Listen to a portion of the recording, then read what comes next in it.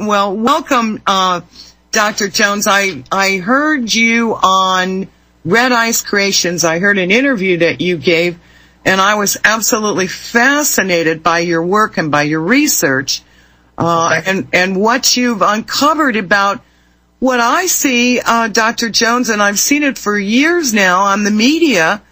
It's just a degradation of our culture. I mean, the programming is hideous. It's sex, it's violence, it's even the sitcoms are all kind of smarmy now. And it didn't used to be that way. I mean, I can remember, even like the Bill Cosby Show and the Mary Tyler Moore Show and Carol Burnett Show. These were all wonderful shows that I could share with my children. And now it's hideous. You've done research. Perhaps you could shed some light on what has happened to our culture regarding what the media is doing to us. Yeah, well, it's a long story, and I've been researching the story for 35 years now. That's when I started Culture Wars magazine. But the key to understanding the sexualization of our culture is that sexual liberation is a form of control. Most people don't understand that. They perceive it as a kind of freedom to act on your desires. But there's a long history of people who understand how they can use this to control people. I mean, you said in the beginning that we're talking about our nature as human beings. Our nature is to be rational.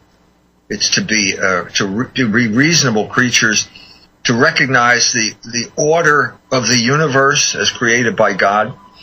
That order, the Greeks gave a name for that order. They called it logos. Logos is translated as speech. Actually, if you go into the reason I have to use this when I'm talking about it is that there are basically 5 pages of English words in a Greek English dictionary that can be used for it. And to say that it's word is simply reducing it to something that makes it, for most people, incomprehensible. It's rationality, it's the order of the universe, it's the mind of God. It's all of these things all wrapped up in one. And that's the nature of what we are. But we've been created with passions or appetites, and these are necessary to survive. But in order to keep them in proportion or where they belong, they have to be subjected to reason. Now, everybody understands this when it comes to something like the appetite for food. Everybody knows that if you eat too much, you're going to get fat. And if you get fat, you're not going to be healthy. Or if you drink too much, you're going to get drunk. And if you get behind the wheel, you're going to kill yourself or hurt somebody. But it's harder to understand with sex for some reason or other, because it's such an insistent desire. And there are people who understood that if you promote this, you cloud people's understanding. The scholastic philosophers like St. Thomas Aquinas would say, lust darkens the mind. That's his way of understanding it. It can eclipse reason. And these people who were understanding this, and I'm talking about some like the beginning with someone like the Marquis de Sade during the French Revolution, all the way up to Wilhelm Reich, the Freudian communist, wrote during the 1930s. They realized if you increase these passions, you can manipulate people and get them to do what you want to do. So it became a form of control.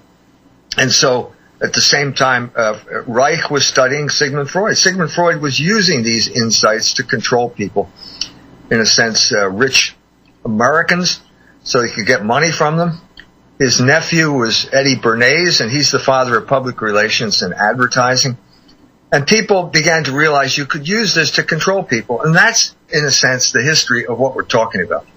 The history of the sexualization of our culture is really the people who control the culture, let's call them the oligarchs, have discovered that this is a very effective way to bring people under control. And so they control the media, they control what we see, what we think, and they control it for their interest, not for our interest. Well, and if we're all focused on sex, we're not paying attention to what's going on behind the wizard, are we? We're not. That's right. No, you hit the nail right on the head there. That's exactly the point of all of this. I'll give you a recent example of this. Hillary Clinton is running for president, and she said, even if we broke up the big banks, we still have racism and sexism. Well, what she's really saying there is that the oligarchs spend a lot of money to get someone like me elected president so that I can distract everyone with this talk about sex and race so that no one will bother them, so that they can live their lives unmolested by the great majority of people. We are going through a crisis right now in this election cycle, also a crisis in terms of representative government in the United States. The oligarchs are drunk with power. Let's stop for a minute. Who are the oligarchs now in terms of what we're talking about right now?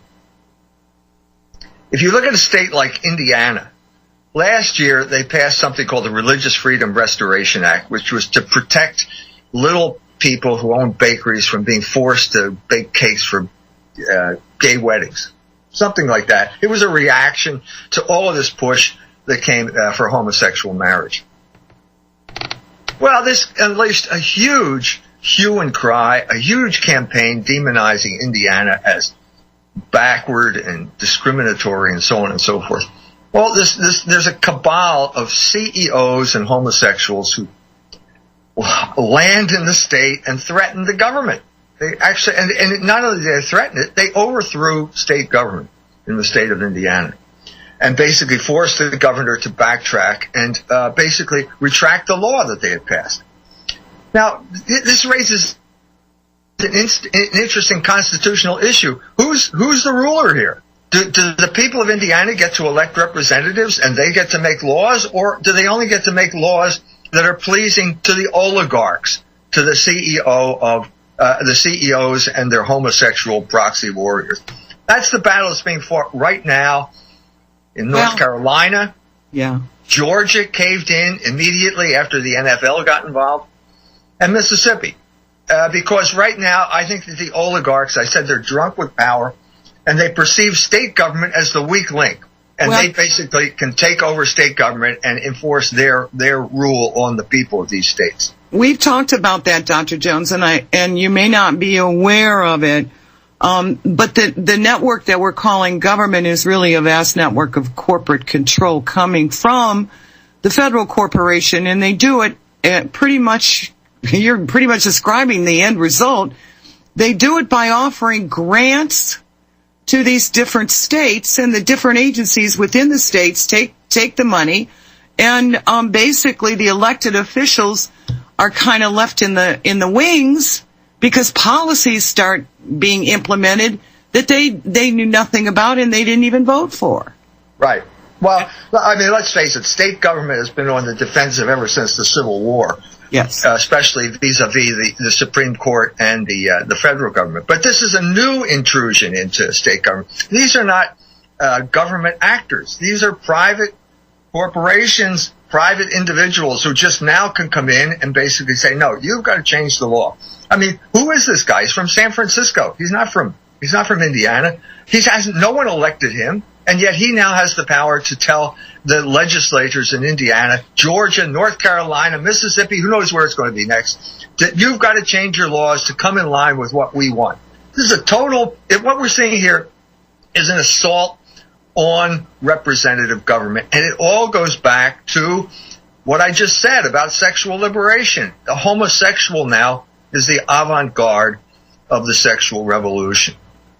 Well, you're speaking about Ed Bernays, the father of propaganda and all of that. What I found was interesting is how, like a century ago, there's a wonderful documentary called Human Resources. And a century ago, the robber barons figured out that if they could control the workplace and do everything they could to diminish the empowerment that the workers felt, okay, make their jobs pretty tedious and unpleasant. As long as they did that, when they go home at night, They would seek entertainment. They would not seek to change the system. In other words, the whole thing was designed to make the people sort of downtrodden. And by doing that, they were too tired to go to meetings. They were too tired to get involved. And they lost their sense of empowerment. And I think what you're describing with the whole sexual revolution, just another stab at unempowering the population so that the robber barons can do whatever they want. I think you're right. And I think that one of the crucial decade, I think, in this regard was the 1970s. And so it began with sexual liberation. Roe versus Wade was 1973. Feminism was the vehicle of sexual liberation at that point. And it ended with the deregulation of usury. And I think that's the 1-2 punch about that. That's how the oligarchs, that's how they create their system of control. Yes. It's now been imposed on all of the new countries that came into the European Union. I was in Poland. I did a book tour there, and just at the time when the bishops issued their statement, the Catholic bishops issued their statement on gender ideology.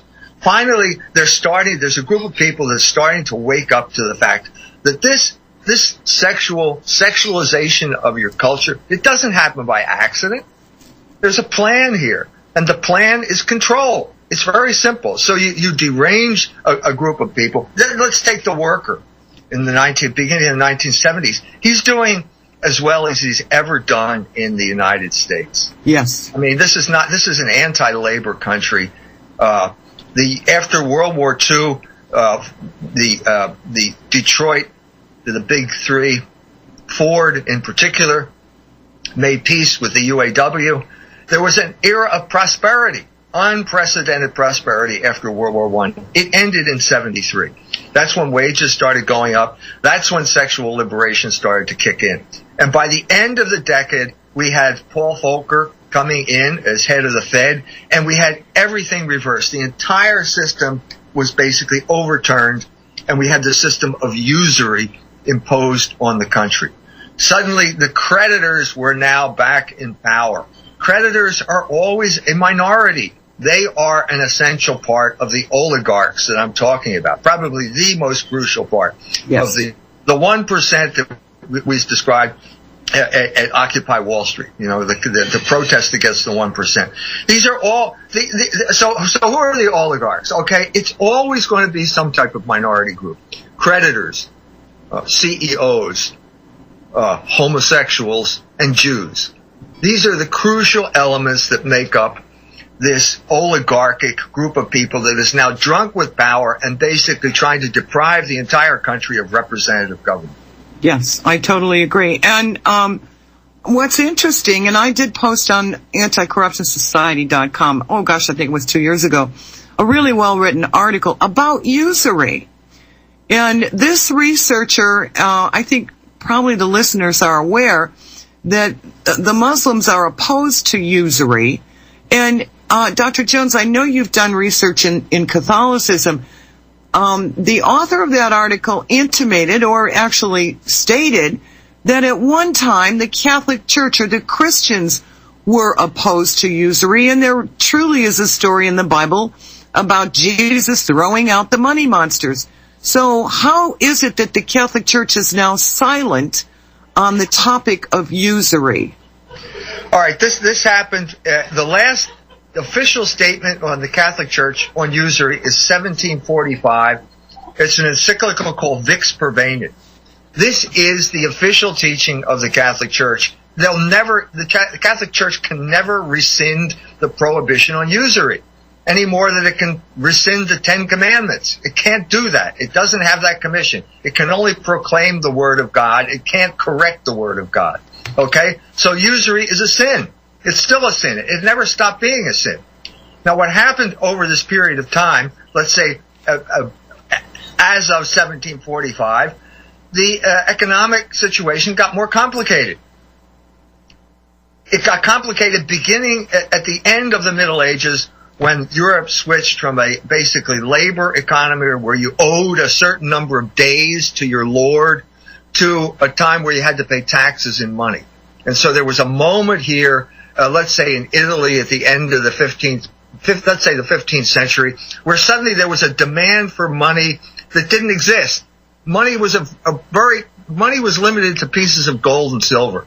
Right. And there's never enough gold and silver to go around to satisfy the productivity of human labor. So there's always a shortage. And this was the point where the Jews came in to Italy as money lenders. They had always been there, but they became really important figures. And basically the cultural artifact that talks about this is Shakespeare's play The Merchant of Venice, which is about usury. It's about Jews and it's about usury. And it's about Christians trying to face up to this fact of how we're going to deal with this. How are we going to deal with this? So this is the moment where the money economy became important, that people needed money. They weren't being paid a decent wage, so they had to borrow money from the Jews. Okay, hold on, Dr. Jones. We're going to take a break. We'll be back soon. Welcome back to In Defense of Humanity. We're here tonight with Dr. Jones, who has a monthly magazine called Culture Wars, and he's got a wonderful website. We will put up a link so you can visit his website. There's a lot of wonderful information on it. He's done web podcasts he's posted, and he's done interviews. He's got some YouTubes there. I visited your website, Dr. Jones, and I was really, I could spend days there. You've got a lot of good information, a lot of good research. But I am very interested in helping people better understand the relationship between why we're being distracted by sex and that horrible little sitcom called Three Men and a Boy, or it's filthy. Meanwhile, they're robbing us blind, and the people don't seem to understand we're losing representative government. There's nobody protecting us from the money monsters. Nobody protected us from the fraud closure. If everybody remembers, that is still ongoing. They are still stealing properties based on bogus, fraudulent mortgages. And yet, what do? We go watch TV or watch these outrageous movies, and we don't know what to do about it. That's what it seems like to me, Dr. Jones. No, I agree with you completely. I've been around the world, and I've given a talk about sexual liberation and political control. And I began with an incident that happened in Ramallah, and occupied the West Bank. The Israelis occupied it in 2002. The first thing they did was to take over the TV stations and start broadcasting pornography over the TV stations. Oh my gosh! Now you say to an audience, let's say to an American audience, well, what's pornography? What does that mean? And they would say, well, it's freedom, isn't it? I mean, there's even a movie that says this. It's called The People versus Larry Flynn. And basically the premise of the movie is pornography is freedom, because the movie was made right at the time when the Clinton administration was trying to pass the Communications Decency Act, which meant communications indecency, by making sure pornography was available on the internet. It was one of the biggest breakthroughs for the pornographers in history. So I said, if you think it's freedom, does this mean the Israelis want to bring freedom to the Palestinians? Well, no, nobody could say that. So, why were they doing it? Well, because it's not freedom. It's the opposite of freedom. It's bondage. Right. It's an addiction. They wanted to, and I gave this speech. I gave it once in Switzerland. I gave it once in Washington. And both of these instances, there were Palestinians there who came up to me and told me they were there in Ramallah when it happened. And he said, it's much worse than you said, because the Israelis put snipers on the roof of the hospital there, and they'd shoot anybody that came out into the street. So you had to stay inside, and your only source of news was information was the TV, and it was pornography. So they were forcing the Palestinians to watch pornography. Now, this wasn't in their interest. This wasn't to bring about freedom. This was just a crude form of what we've been subjected to ever since. Yes. Well, nobody's standing on the roof of the building, at least in Indiana here, and going to shoot me when I come out. But there's plenty of the pornography is now available in people's houses, which was not the case before. And it leads to a docile, self-absorbed, impotent population, and that's what they want. That's why it's there. So you can't protest the fact that things are bad and things are getting worse, and they're not being decided in your interest. They're being decided by the oligarchs for the oligarchs' interest. And as I said before, the main instrument of oligarchic power is usury. And you know what kind of frustrates, you're absolutely right, and we say that all the time. What frustrates me, and that's why I'm so glad to have you on, is the number of people that I hear saying, well, the American people are stupid. As long as they're going to sit in front of their TV, they deserve what they get. I have a hard time convincing people that they've been victims of social engineering for their whole entire life. If you go back to that documentary I was talking about, Human Resources, what the goal was to unempower us. But the tragedy is the more unempowered we feel, the more we turn to addictive things, I call them Band-Aids. The more we're going to turn to sex. We're seeking some comfort in a world where we are debt slaves. Our creativity is squashed at every opportunity. So what do we have? We have hoarding, we have smoking, we have drinking, we have drugs, we have sex addiction, we have sports addiction. And people don't understand that all of these are traps that were put there on purpose. That's right. You're absolutely right. I agree with you 100%. And I've written about this one way or the other, in various ways. The social engineering that was imposed, the Bible of social engineering was the American Dilemma, which was supposedly written by Gunnar Myrdal, the Swedish socialist. I cover this in my book, The Slaughter Cities, Urban Renewal as Ethnic Cleansing.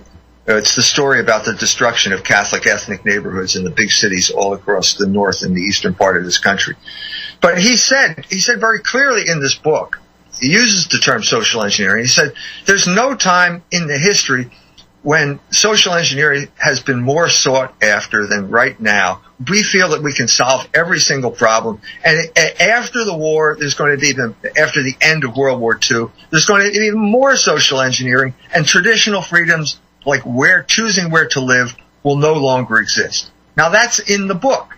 And after the war, that's precisely what happened. Two of the major forms of social engineering at that time were the car,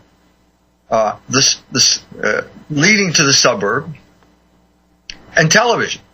Yeah. And this occupied, you had to drive to work now. You couldn't live near where you worked anymore because you've been driven out of the cities into these settlements. And once you got home, you were there to watch television. And in a sense, the content was irrelevant. As long as you're being docile and watching television, that's the main thing. It was just entertainment to keep you from thinking other things. And the suburbs themselves, Levitt, the creator of Levittown, who learned how to do this working for the Seabees during World War II, he said, no man who has to mow his lawn will ever become a communist. He doesn't have time to become a communist because he's got to mow his lawn. So social engineering was programmed into all of these innovations after World War II, and it only got more draconian as time went on and more intrusive. And pornography being one of the big advances that has taken place. More and more sexual liberation, more and more intrusive social engineering into the private spheres of life, until finally we now have the homosexual as the avant-garde, and people are being forced to accept this and losing their political power because they can't object to it. And now we have bathrooms that they want to have both sexes there. I mean, you probably saw the article about Target.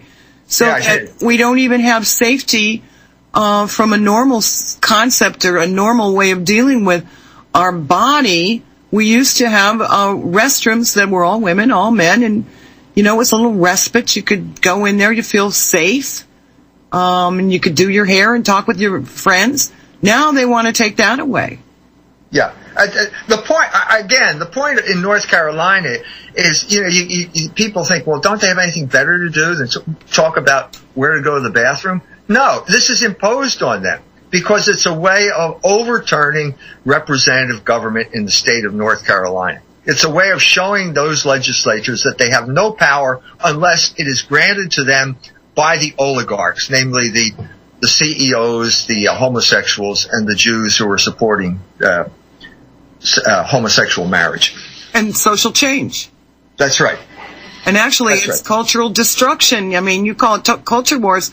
To me, it looks like a cultural destruction of a society that functions very well within the family construct. Well, the family builds independent people, and that's precisely what they don't want. They want docile people that can be influenced by the media that they control. That's the whole point of this. So it's a war against the family as well. Well, yeah, because as I said, the family builds people who have some type of critical thinking and independence, because they are, in a sense, even with all this intrusion, they are outside of the control mechanism of the state, and that's why the family has to be subverted. Well, also, among all of this social engineering, it appears to me they've gone out of their way to create consumerism. Yes. Well, here they're in a bind. Okay. Yeah, you can talk about consumerism, but you can't have consumerism and debt for any period of time. Okay. So the first wave, okay, we'll have the credit card, and you can go out and buy something you can't really afford. Well, there's a kind of rush. It's like the first shot of heroin you take and the economy gets this kind of rush. But over the long haul, what you have is a lot of people in debt. Right. And so all of the money that they have is being used to service the debt. Well, guess what? That's the end of consumerism. You can't buy anything anymore because the debt has gotten so big that it's strangling the economy. That's the problem right now. And people have maxed out their credit cards now, where they're facing bankruptcies. Their jobs have been exported. Unemployment is outrageously high. How can they pay their debt? How can they pay their payments when they're unemployed? Well, now you're exposing the irrationality of usury, because it basically kills the host. I mean, this is Michael Hudson's latest book called Killing the Host, where he talks about the whole world being burdened with debt, unrepayable debt. But that's precisely the irrationality. So you got a group of people, let's just say the creditors at this point, who have their hands on the steering wheel. They're driving the car off the cliff, and nobody can seem to pry their hands off the steering wheel. That's the problem we have now, not just in the state legislature battle, but in the presidential primary too, where what you have is pretty much two oligarch parties and no party representing the people. So you end up with protest votes like in New Hampshire, where the people voted for Bernie Sanders and Donald Trump because they're perceived as anti-oligarch, anti-establishment candidates. Right. Well, it's just looking pretty grim for most families now. I mean, I do know people who are unemployed. Statistics, I was talking to John Stadmiller about this on his show yesterday. You know, I said, Shadow Stats, John Williams is reporting that our unemployment rate is 22, and John corrected me, 22%, and he said it's closer to 30-something%. Well, how in the name of Hannah can we function when these people don't have employment? They don't have income. I know they're on food stamps, but you know what? If you're on Medicaid and food stamps, you're under their control completely. Yeah. The people in their 20s are the people who are most affected by this. I went to the Occupy Wall Street demonstration, and I walked through the crowds there, and it was, in spite of what they were saying on Fox News, it was mostly people in their 20s, and they were all holding little cards that said, I'm $50,000 in debt, and all I can get is an unpaid internship. This is a recipe for economic disaster. It is. You can't load people down with debt and promise them a job that they're never going to get. The economy is going to die. But no one seems to be. So what was the reaction? The FBI sides with the oligarchs, and they treat these kids who they seem like American citizens to me. Why is the FBI siding with the oligarchs here? Why did they use this power to break up this demonstration where I think young people who had what I consider a legitimate grievance? Well, I guess because the government's run by the oligarchs and in their interest. I think that's the conclusion you have to come to, and I think there's widespread dissatisfaction now. The level of consciousness has never been higher, I don't think, about the real parameters of our government here. That the whole idea of democracy is a facade, and the only reason people are called to vote is to ratify the agenda of the oligarchs. That's becoming obvious to large numbers of people now. Yeah. Well, and there's other reasons. We've talked about that on previous shows, but you're right. As long as the people go vote, and we've talked about how important it is not to vote, because as long as you vote, you are counted on the list of those who still have faith in the system. As long as they get people to vote, they say, well, look, we've got the people still supporting this system because they went to the booth and they voted. When nobody votes, then they'll all of a sudden realize that nobody supports them anymore. But well, we're close to that point in South Bend, Indiana. I mean, in the off-year election, 7% show up at the polls. That's amazing. And they're never so the latest election that the mayor announced he's a homosexual. So this makes his election for a second term a ratification of his homosexuality. So the newspaper says 80%, he got 80% of the vote. Well, what they forgot to tell you is that only 11% of the people showed up. So I mean, if you held this in Bosnia, if the United Nations held this election in Bosnia, it wouldn't be valid. Yeah. Yeah. And again, if they control the media, they've got people believing anything. I mean, I scream at the TV. We turn it on and I listen to them. My husband's got a theory. We have to know what the enemy is saying. And I walk through the room and I listen to what the enemy is saying and I just start screaming. You know, I just say, I think this is polluting our brain. You should turn it off. This is called mind pollution. And I said, I don't want to listen to it anymore. They're all lying. And people they don't see it. I think we have opportunities now. I think the consciousness is rising, and in a sense it's our job to help it, focus it, and explain what's going on. I just give you one instance. The ADL just condemned Donald Trump for using the term America First. And they said it's anti-Semitic to use the term America First. Oh, my gosh. Oh, my gosh. So I think that moments like that are, educational moments. I think that what we're seeing here when something like happens is that the real system is emerging before us. So what that means is basically the term anti-Semite is not really what it says. It's a form of control. I mean, my friend Joe Sobran, my late friend Joe Sobran, used to say an anti-Semite used to be someone who didn't like Jews. Now it's someone Jews don't like. That's so true. And this is an example of that. Now, how many people are going to take that lying down? I don't know, but I think there's a moment, an educational moment right there that I think we should have the courage to explicate for everyone. This is control.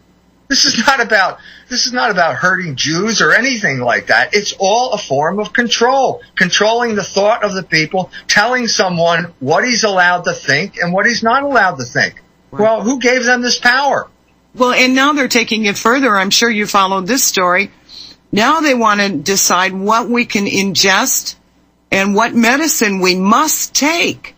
In other words, they've gone beyond just polluting our mind. Now they want to take control of our physical bodies by forcing drugs on us, by forcing toxic water on us, by forcing toxic food on us. Now it appears to me, and we have had a show on that, now they are moving to reduce the population, but they want us to ingest this freely. In other words, they want us to say, it's okay if you poison me. I'm okay with that. And I mean, it sickens you when you know the truth about what they're doing with the food and the medication and the vaccines, and they're lying to the public every day saying this is for your health. when actually they're degrading our health. Yep. And they're doing it on a massive scale. So part of the culture war isn't part of the culture war to convince us that what is bad for us is good for us? Well, that what is good for us is what they say is good for us. In other words, we should operate in their interest and not in our own. That's the essence. The media are so powerful that they feel they can do anything. They can tell you that a man is a woman now, or a woman is a man. Right. In other words, there's no essence anymore. This is sort of the heart of the matter. Do we have an essence? Is there being? Is there a real essence to being a male or a female, or to being a human being, or to being anything? And their answer is no. And the proof is Bruce Jenner, I guess. I guess that's the proof, isn't it? Well, that a male can go and mutilate himself and shoot himself up with all kinds of drugs, and because he does that, he will call himself a woman, and the media will ratify that statement and force us to agree with it. Right. And of course, I think you understand that underlying that is this concept that they'd like us to buy into, that is, you're not okay. In other words, I was raised to believe being a female was a wonderful thing. I should be happy about it. My brothers were raised to believe that being a male was a wonderful thing. We were never raised to believe that the color of our skin or our sexuality was a problem. We were raised to believe it was like a blessing. Right. Feel good about who you are. You're fine. There's nothing wrong with you. You were created from this wonderful, source of life, and here you are, and we're happy to have you. I mean, isn't that what they're trying to undermine? Yeah, well, yeah, of course they are. But what is the opposite of all that? What is that? They're saying will is supreme. Ultimately, the will, they give you the illusion that your will is more powerful than nature. But what they're really saying is that their will is more powerful, and you're just deluding yourself. But what's the opposite of will? The opposite of will is logos, is reason. And what we're saying is that there's an order to the universe that was placed there by God. And what our job is to discover what it is. Yes. And to conform our minds to God's plan. That's what Logos is. That's the essence of Logos. And isn't Logos also, you and I were going to talk more about that because I'm fascinated with the idea. But doesn't it include our creativity, allowing us to encouraging and part of who we are? Is it not creating music, creating art, creating song, creating poetry? I mean, is not our creativity a part of Logos? Sure. There is, if there is a Logos to music, there's an order to it. That's why you feel satisfaction when you listen to music, to real music. Right. Because it starts out and creates an emotion. There's a tension that builds up in the music, and you start to see there's something going to happen, and then it resolves it back to where you were at the beginning. You feel as if you've been through something. The Greeks used to call this catharsis. You felt better.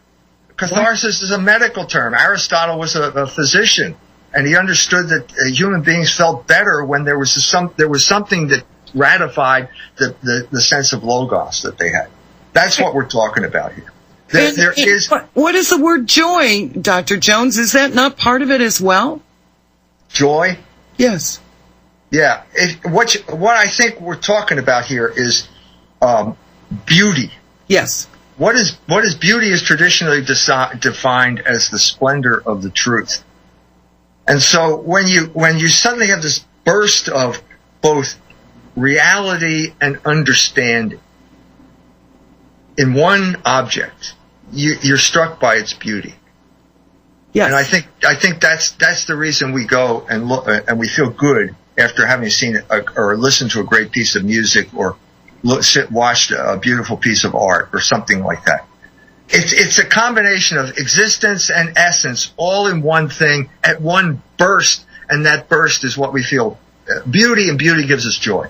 And I always call it makes your heart sing. I don't know if that's kind of primitive, but you see it in little children when they do a happy dance, and all of a sudden they're just bubbling over with happiness. And it seems to be in every child goes through that, and there they are. There's their spirit, right? Yeah.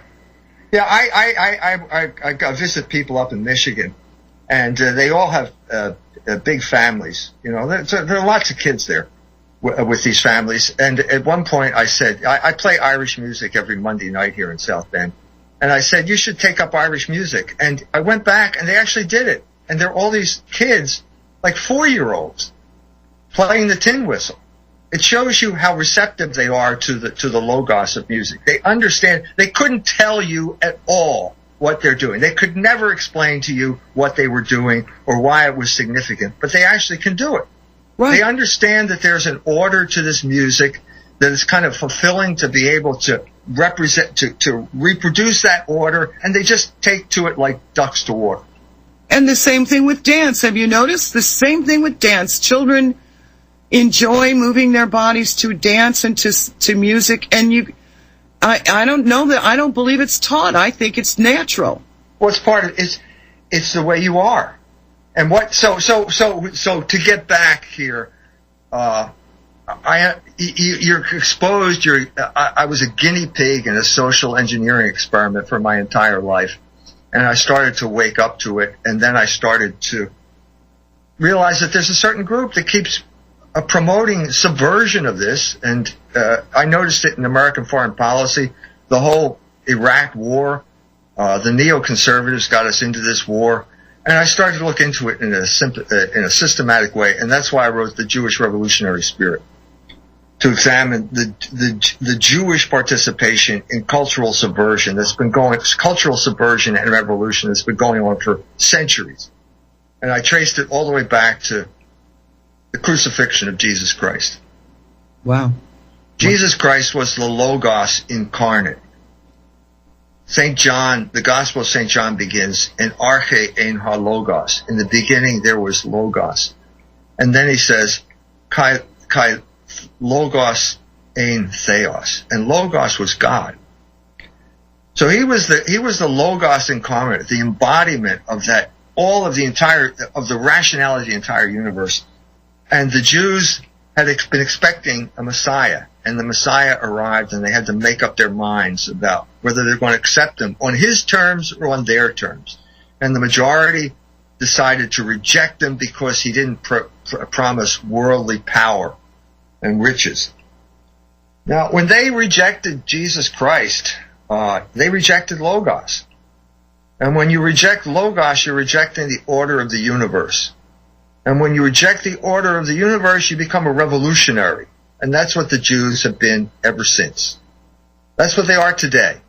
So if I say the Jews are behind gay marriage, people will accuse me of being an anti-Semite. But what I'm really saying, I'm quoting the Jew himself, in this case herself. Amy Dean, a Jewish lady, wrote in Tikkun magazine, Jewish magazine, that if it weren't for the Jews, there would be no such thing as gay marriage.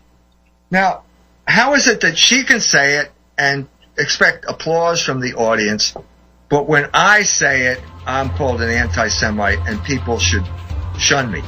Yep. Okay, hold on, Dr. Jones. On that note, we're going to take a break. We'll be back in several minutes. I'm Al Whitney. I'm here with Dr. Michael Jones. During the break, I was telling Dr. Jones, and he and I concurred that a lot of our addictions, our weaknesses, hoarding, all of the things that they blame us for being weak. They blame us. Oh, and they even claim that we have a biological affinity to addiction. It's always blamed on the victim, isn't it, Dr. Jones? I mean, yes. They strip us of our empowerment. They do everything they can to beat us down, and then they blame us for being imperfect, right? That's right. Blame the victim. This is something they've done for centuries, isn't it? Well, if that's the case, it has certainly increased lately. Because you create a weakness, then there's always an industry that will help deal with the weakness. So the regime is always the arsonist and the fire department at the same time. You know, they create just recently this whole resurrection of the race issue. Where did the race issue come from? I mean, there was a time of 70 years. I cover this in the book, The Jewish Revolutionary Spirit, the creation of the Black Jewish Alliance, which began with the NAACP in 1913. No, after that, around that time. But I mean, in reaction to the first of all, the B'nai B'rith was created in reaction to the Leo Frank case, the hanging of Leo Frank. Yeah. And then you have the NAACP, which is basically a Jewish organization that tried to turn black people down south into revolutionaries. Marcus Garvey showed up. It was at NAACP headquarters. Marcus Garvey, the great black nationalist, showed up at NAACP headquarters in New York. Couldn't see a black person at all. It was all Jewish lawyers run by the Spingarn brothers. The culmination of that was the Civil Rights Movement, which was basically a revolution down south. The whole thing collapsed in 1967 when Harold Cruz wrote The Crisis of the Negro Intellectual and told what it was like to be a black person in the Communist Party being ordered around by Jews for their interest. So it kind of collapsed. The homosexual rose as the new proxy warrior in the Cultural Revolution. That's in many ways the main thing today. But all of a sudden, out of the blue, the Black Jewish Alliance got resurrected with Black Lives Matter and the Ferguson riots and also the coup d'etat at University of Missouri. Yep. This was all orchestrated by George Soros. Yep. George Soros spent $33 million to get this thing back going again. Oh my gosh. Okay, can we take some calls now? Okay, Nancy from California. Good evening. Hello. Yes, good evening, Nancy. I did not hear your introduction when you began your program. So what is Dr. Jones's first name? His name is Dr. E. Michael Jones, and he is an author. He's written wonderful books. He's prolific, really, a prolific writer and researcher. He's a mountain of information. I've spent all day on his website listening to his podcasts and reading his information. You just mentioned. Okay, and his website is www.culturewars.com. Correct, Dr. Jones? Yes, that's it. And he's a professor. Maybe you could tell her a little bit more. You've been researching this for how many years? Well, and I had another question. After I hear that, I don't hang up because I've got one more question after that. Okay, no problem. Dr. Jones, how many years have you been involved in all this? I started it. I'm not a professor. I used to be a professor. Okay. I got fired from a Catholic college for opposing abortion in 1980, and in 1981 I started what is now Culture Wars magazine. So I've been doing it for 35 years now. Wow. So what happened because... Sorry. What happened because you opposed abortion? I got fired. St. Mary's College, from South Bend, Indiana. I got fired in 1980 because I opposed abortion. Wow. In the land of the free, home of the brave. Wow. And how many books have you written? Well, now we have ebooks, so it's hard to, I say somewhere around 30 if you count the ebooks. Oh my gosh. You're just a mountain. We'll have to have you on again because the information you have is invaluable. Okay, Nancy, I'm sorry. We're not going to let you go. What question did you have? What question did you have?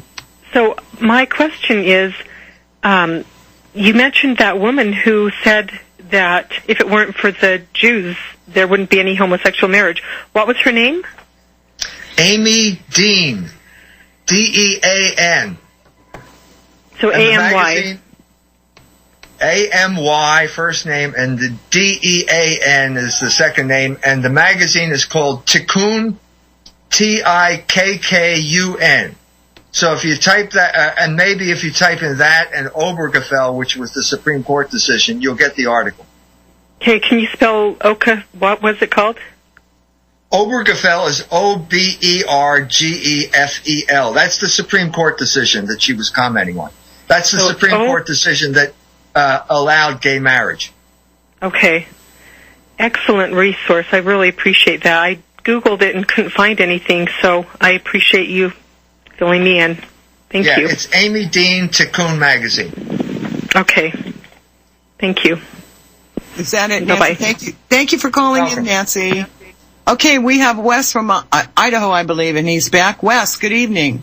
Rick, I'm back. Yeah, a question for Dr. Jones. He probably knows Professor Unwin of Cambridge and Oxford and the book Sex and Culture from 1934. Also, a little spot on YouTube, 18 minutes long by Black Pigeon. It's got 500,000 views now, 82% approval. Al, please don't take this too personally, but anyway, the title of this video is Why Women Destroy Nations and Cultures. Could I get a comment on either one of those two from you, Mr. Jones? No, sorry, not familiar with either one. Really? No. Well, I'll put it shortly, and it has to do with women, their passions being given unbridled control. This Unwin, professor of Cambridge and Oxford, came to basically the same conclusions that you are, Mr. Jones, that when you have Lady Gaga and Madonna and such things, that the culture goes downhill with that. Anyway, that's my comment, and you might want to check those two things out. It's on YouTube, and Professor Unwin, his book is on the internet. You can't actually buy a copy. I tried to buy a copy. I got a copy from Liberty University Law Library. The doggone thing, I guess, had never been read because 62 of the pages were still not glued together, but not cut properly at manufacturing, so I had to send it back. But anyway, thank you for taking my call. You're welcome. There's one thing I would like to say here. Sure. This is not a new idea. Euripides wrote a play called The Bacchae, or The Bacchant Women. This is about the god Dionysus. The Asiatic god Dionysus comes to Thebes, and when the god of intoxication and sexual excess comes to Thebes, the women all leave their looms and go off, and they start dancing naked on the mountainside. The king, Pentheus, decides he has to take this in hand. He captures Dionysus. Dionysus then says, "Now you're my prisoner," and then Dionysus, instead of answering him, says, "Would you like to see the women dance naked on the mountainside?" He says, "Yes." So he goes up there, has to put on a dress to get there, climbs a tree, the women see him, and they tear him limb from limb. Now, this is the story, the warning that Euripides is giving the world about what will happen if you unleash the sexual passion. In other words, once you take it out of the home, once you take it out of marriage, once you take it out of the family, once you liberate it, it's an incredibly destructive force, and it will destroy society. Now, this was at the time of Plato and Aristotle, okay? It's not a new idea, okay? It got put into effect in Europe and America, and the effect has been the destruction of society. Now, that's not the end of the story, because no one's going to allow the society to be destroyed. What happens when the social structures are destroyed is the tyrant, what Plato would call the tyrant, or what we would call the oligarch, comes in and restructures it according to his principles. That's the world we live in right now. Right. And their principles are our actions and our activities should serve them. That's right. That is the fundamental. That's what St. Augustine meant by libido dominandi. Yes. Which is the title of my book on sexual liberation and political control. The dominating urge, the dominating desire. It's the antithesis of Christianity. Christians are taught to love and serve their neighbor. The opposite of Christianity is to dominate your neighbor for your benefit. I said it before, it's like the difference between Christ and Dracula. Jesus Christ shed his blood so that you can have eternal life. Dracula sheds your blood so that he can have eternal life. That's the choice we have right now. And I honestly, this whole thing about pedophilia, there are many people, and we haven't talked about that, Dr. Jones. There are many people who think there is a movement afoot to make pedophilia normal and accepted in our society. That just outrages me. Are you familiar with, do you think there is such a movement afoot? The movement is to break down all sense of moral order, because that's the only thing that protects us from the powerful. That's the only defense we have against the rich and the powerful, and they know that, and they want to break it down so they have total control over us. Our only defense is the moral order, and the only defense we have there is our Logos, and Jesus Christ is the Logos incarnate, and that's why Christian societies are free. Well, and all of Christian societies that I know, okay, and of course I don't know all cultures, but every culture that I know, protecting the children, nurturing the children, protecting the children, caring for the children, that is part of what humans do. Right. And it's a critically important part of what we do. We should feel good about it. If you're going to liberate people from responsibilities like this, it's another word for enslaving them. That's all you're doing. You can't be liberated from reason because you're a rational creature. If you liberate yourself from reason, you become the slave of either the passions or other people who manipulate your passions. Oh my gosh. Well, we're going to a break. Dr. Jones, I think you have to go. I thank you so much for being on the show. Will you come back in the future again? I'd be happy to. Okay, great. You've got great information. I really encourage everyone to go to his website. Wow, you're going to spend days there. And he's right on track. And he's on our side. Yay. Thank you. We'll be back after this break.